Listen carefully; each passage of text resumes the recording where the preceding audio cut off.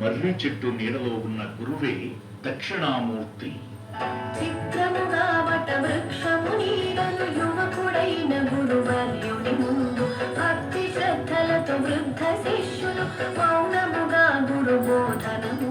ఆయన మౌనమే బ్రహ్మజ్ఞాన సమానం. ఉత్తర దిక్కున కూర్చుని దక్షిణముఖంగా చూస్తుంటాడు కనుక ఆయన్ను దక్షిణామూర్తి అని వ్యవహరిస్తారు. అయితే అసలు అర్థం ఏమిటంటే ఆయన దాక్షిణ్యమూర్తి. భక్తులపై కరుణ చూపడంలో ఆ శివస్వరూపానికి మించిన వారు మరొకరు లేరు కనుక దాక్షిణ్యమూర్తి దక్షిణామూర్తి అయ్యాడు. సర్వరోగముల వైద్యుడు సకల విద్యలకు నెలవైన దక్షిణామూర్తి వందనము.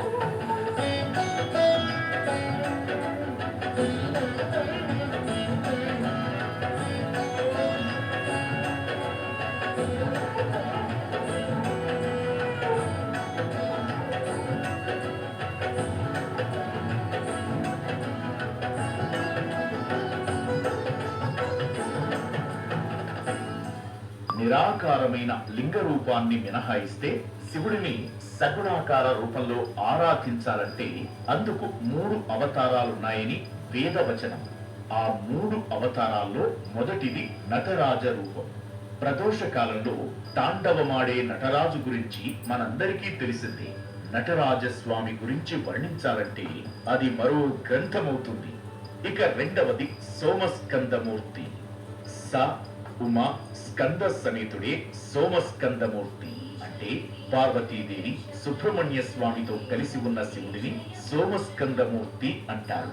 తమిళనాడులోని అన్ని శైవక్షేత్రాల్లో పరమేశ్వరుని ఉత్సవమూర్తిగా సోమస్కందమూర్తే దర్శనమిస్తాడు. మన తెలుగు నేలపైనైతే శ్రీశైలం, శ్రీకాళహస్తి, కపిల తీర్థం వంటి కొన్ని క్షేత్రాల్లో మాత్రమే సోమస్కందమూర్తిని దర్శించుకునే భాగ్యం లభిస్తుంది. నిజానికి శివుడి ఉత్సవమూర్తి అంటే అది తప్పనిసరిగా సోమస్కందమూర్తి అయి ఉండాలని చెబుతోంది శాస్త్రం. ఇక మూడవది దక్షిణామూర్తి రూపం. దక్షిణామూర్తిని ఆరాధించిన, పూజించిన, దర్శించిన అంతకు మించిన పుణ్యఫలం మరొకటి ఉండదని అంటుంది శైవాగమం.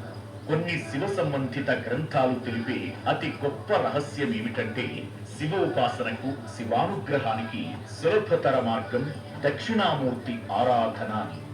దక్షిణామూర్తి అంటే కేవలం జ్ఞానాన్ని ప్రసాదించే శివస్వరూపం మాత్రమే కాదు, ఆయన అష్టైశ్వర్య ప్రదాయకుడు.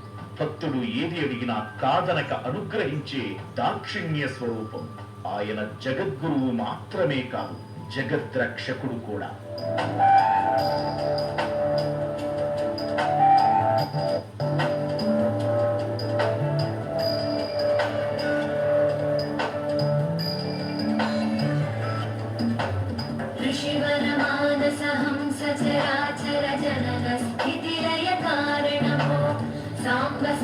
శివ శంభో శంకర శరణం తే తవ చరణయుగం.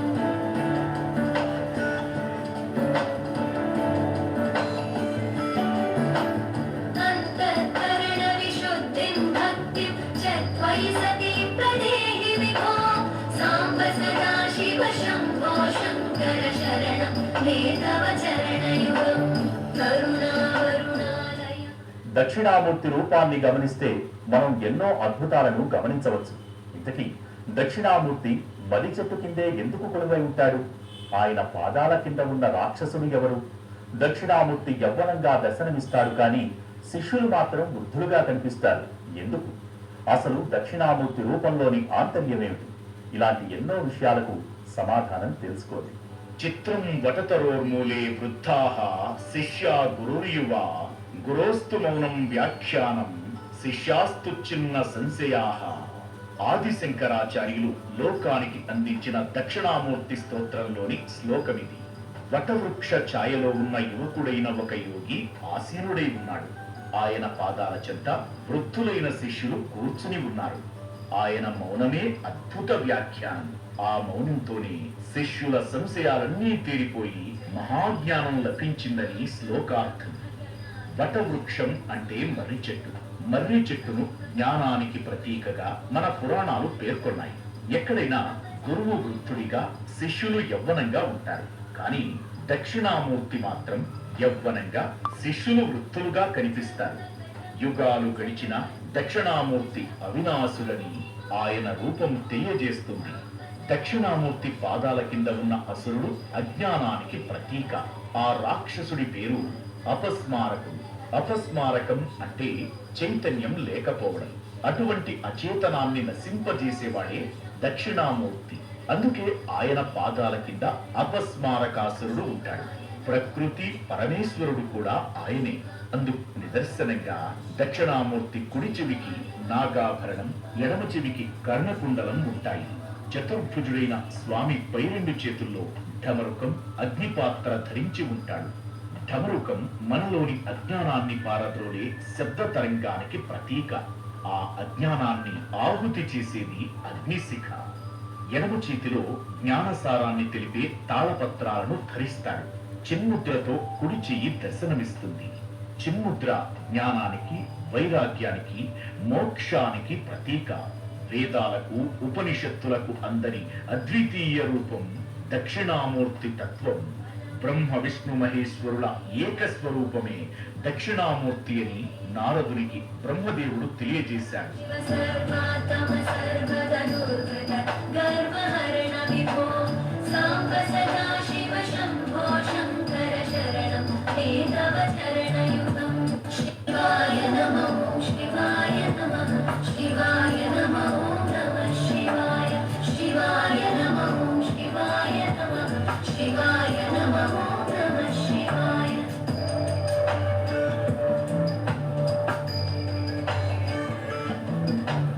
సత్యం జ్ఞానమనంతం బ్రహ్మేతల్లక్షణలక్షితమో సాంబ సదా శివ శంభో శంకర. దక్షిణామూర్తి నిత్యం యోగముద్రలో ఉన్నప్పటికీ ఆయనకు కూడా అనేక అవతారాలు ఉన్నాయంటాయి ఆగమాలు. భక్తులకు సకల విద్యలను ప్రసాదించే స్వామిని మేధా దక్షిణామూర్తి అంటారు. ఇక శిష్యులకు బ్రహ్మజ్ఞానాన్ని ఉపదేశించిన స్వామి వ్యాఖ్యాన దక్షిణామూర్తి. మౌనంతోనే బ్రహ్మజ్ఞానానికి వ్యాఖ్యానం అందించాడు కనుక వ్యాఖ్యాన దక్షిణామూర్తి అని పేరు. అయితే మేధా దక్షిణామూర్తికి, వ్యాఖ్యాన దక్షిణామూర్తికి పెద్ద వ్యత్యాసమేమీ ఉండదు. ఇక వీణను చేతబూని దర్శనమిచ్చే స్వామి వీణాధార దక్షిణామూర్తి. ఈయన సకల కళలకు అధిపతి. ఈ రూపం అత్యంత అరుదుగా దర్శనమిస్తుంది. వీటితో పాటు వృషభంపై దర్శనమిచ్చే స్వామిని వృషభారూఢ దక్షిణామూర్తిగా వ్యవహరిస్తారు. ఇక అత్యంత అరుదైనది సాంబ దక్షిణామూర్తి రూపం. అమ్మవారితో కూడిన స్వామిని సాంబ దక్షిణామూర్తి అంటారు. కొంతమంది ఈయన్నే మేధా సమేత దక్షిణామూర్తిగా వ్యవహరిస్తారు. స్వామివారి భార్య పేరు మేధ అని చెబుతారు. తమిళనాడులోని 1-2 ప్రాంతాల్లోనూ, చిత్తూరులోనూ మేధా సమేత దక్షిణామూర్తిని దర్శించవచ్చు. అయితే దక్షిణామూర్తి రూపంలో సతీ సమేతం అనే ప్రస్తావన పురాణాల్లో లేదని, ఆయన నిరంతర యోగముద్రలో ఉంటాడు కనుక పరివారం అనే ప్రస్తావనే లేదని కొందరు పండితుల మాట. ఏదేమైనా అనేక చోట్ల వృద్ధ శిష్యులతో కూడిన దక్షిణామూర్తి ఎక్కువగా దర్శనమిస్తుంటాడు. దక్షిణామూర్తికి స్త్రీ రూపం కూడా ఉంది.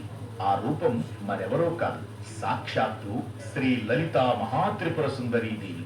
అమ్మవారి 1000 నామాల్లో 725వ నామం దక్షిణామూర్తి రూపిణి, 726వ నామం సనకాదిక సమారాధ్య, 727వ నామం శివజ్ఞాన ప్రదాయిని దక్షిణామూర్తిని సూచిస్తాయి. అందుకే దక్షిణామూర్తికి, లలితాదేవికి భేదం లేదని అంటారు. అమ్మవారి ఉపాసనకు సంబంధించిన శ్రీ విద్యకు కూడా ఆది గురువు దక్షిణామూర్తి. సర్వాధారా సుప్రతిష్ఠా సదసద్రూపధారిణి అష్టమూర్తిరజా చైత్రీ లోకయాత్రా విధాయిని ఏకాకిని భూమరూప నిర్ద్వైతాద్వైతవర్జిత. గురు దక్షిణామూర్తయే నమః ప్రత్యేక కార్యక్రమంలో చిన్న విరామం పూజిస్తే చదువు సంధ్యలే కాదు, అపమృత్యు దోషాలు, అకాల కష్టాలు కూడా దూరమవుతాయని ప్రతీతి. అందుకే గురు పూర్ణిమ రోజున మనం ఆరాధించే గురువులతో పాటు దత్తాత్రేయుణ్ణి, దక్షిణామూర్తిని సైతం తప్పనిసరిగా పూజించాలి అంటారు. మన తెలుగు నేలపైనైతే కొన్ని క్షేత్రాల్లోనే దక్షిణామూర్తి దర్శనం లభిస్తుంది.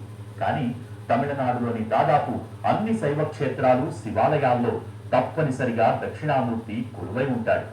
సాక్షాత్ గురు